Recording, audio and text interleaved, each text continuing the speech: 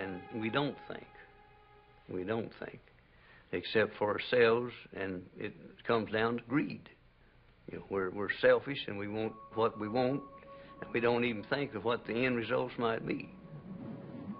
I think that most of those people thought this is just what we might say hog heaven. It'll always be this way. So they kept breaking this country out. And they plowed up a lot of country that should never have been plowed up. They got the whole country plowed up nearly. And that's about the time it turned off terribly dry.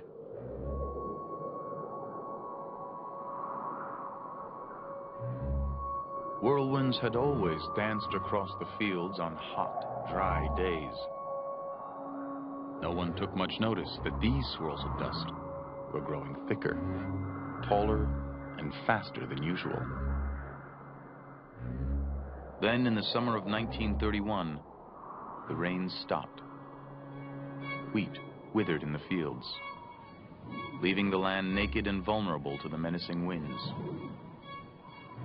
But no one was prepared for what was to come. The winds unleashed their fury with a force beyond my wildest imagination. It blew continuously for 100 hours, and it seemed as if the whole surface of the earth would be blown away. As far as my eyes could see, my fields were completely bare.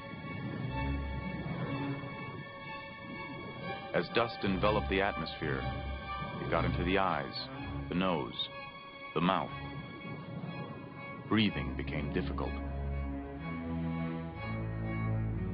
The Red Cross issued an urgent call for dust masks, especially for children. Everything was full of dust. If you were cooking a meal, you'd end up with dust in your food, and you would feel it in your teeth.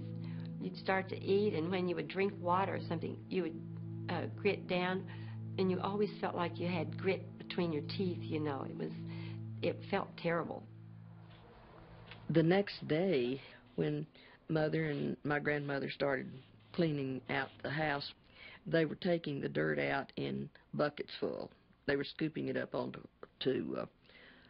wheat scoops, which are pretty good size scoops, and carrying it out into the yard. It was real dark, almost black. To the astonishment of residents, the dust kept coming. In 1932, the Weather Bureau reported 14 dust storms. The next year, the number climbed to 38. People tried to protect themselves by hanging wet sheets in front of doorways and windows to filter the dirt. They stuffed window frames with gum tape and rags.